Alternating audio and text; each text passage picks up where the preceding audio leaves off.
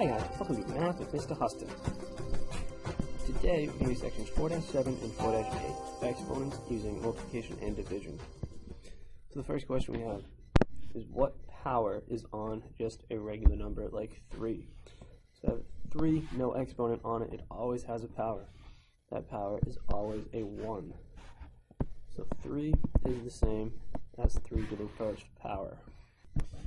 Two things we need to know right now. Multiplying with exponents. So if we have to multiply with exponents, we add the exponents of the numbers that are the same base. When we divide with exponents, we subtract the exponents with the same base. Your numerator exponent minus your denominator's exponent. So our first example, we have 3 times 3 to the 5th. So if we remember the first thing I said, 3 has an exponent of 1. We can put that in.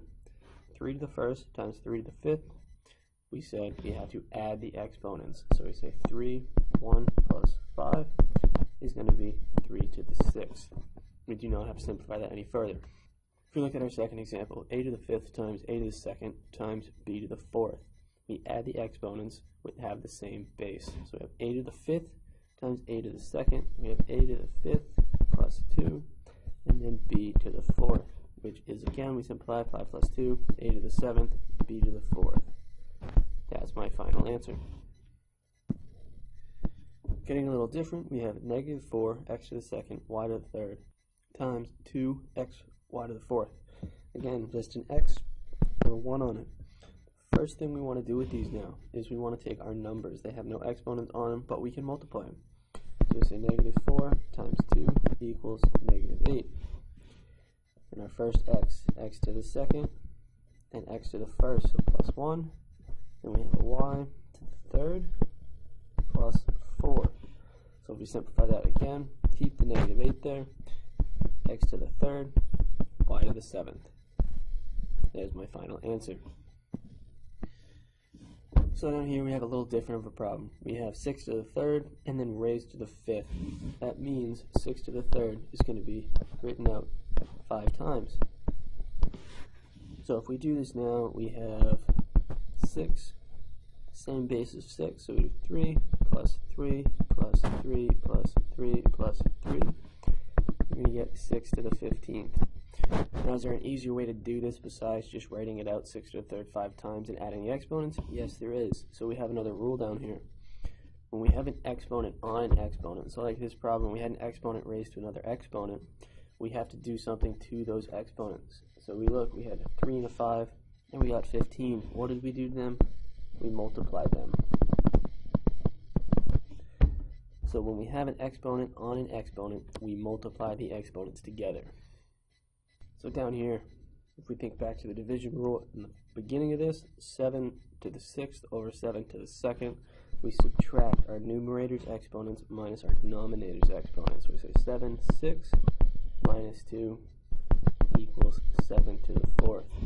If we want to write this out, we get 7 times 7 times 7 times 7 times 7 times 7 all over 7 times 7. So if we think back to canceling out like terms, we cross off a 7 each. I'm left with 7 4 times, so 7 to the 4th. We want to look at our next problem. We have 6 to the 4th divided by 6 to the 4th. Again, we have 6, 4, minus 4, numerator minus the denominator. We get 6 to the 0. Very common mistake that happens is we say 6 to the 0 equals 0. That is not true. We have 6 to the 0, it's going to equal 1. Anything raised to a 0 power is always going to be 1. If we scroll down here, if we think back to our multiplication, we had numbers in front, we had to do the multiplication first. So now I want to simplify my 6 over 18 first. So I'm going to divide each of them by 6. 6 divided by 6 gets me 1. 18 divided by 6 gets me 3. And then I go b, the numerator of 4, minus denominator of 2. I'm going to get 1 b to the 2nd over 3.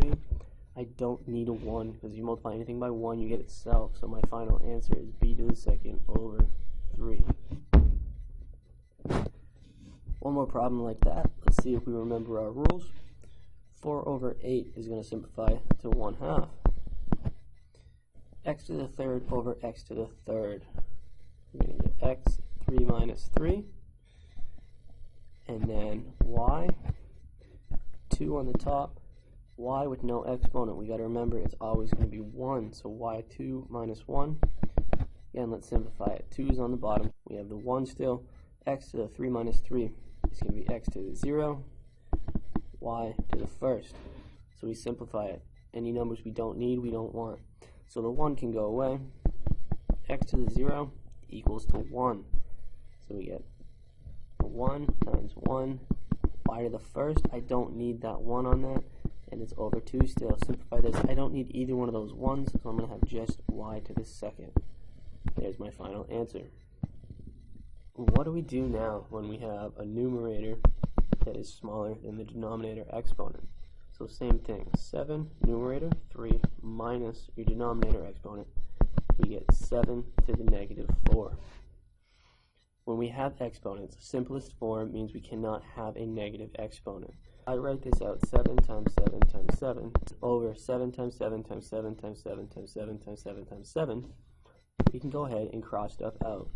1 7 on top, 1 on bottom, 1 on top, 1 on bottom, 1 on top, 1 on bottom. So what's left on top is a 1. How many 7s are on the bottom? 7 to the 4th.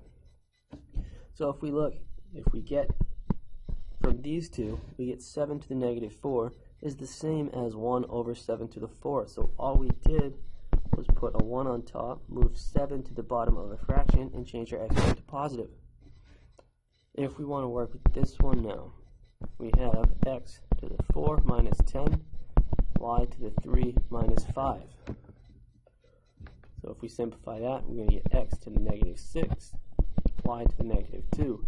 I don't want any negative exponents, so like we did in our last problem, negative exponents go on the bottom of a fraction and change to positive. So x to the 6, y to the second, and what goes on top? We need a 1 on top. So we have rules when we deal with negative exponents, and let's fill in what we know. When we have a negative exponent on the top of a fraction, we move the whole number and exponent to the bottom and make the exponent positive. When we have a negative exponent on the bottom of a fraction, we move the whole number and the exponent to the top and make the exponent positive. That's all for today, guys. Thank you, and have a good night.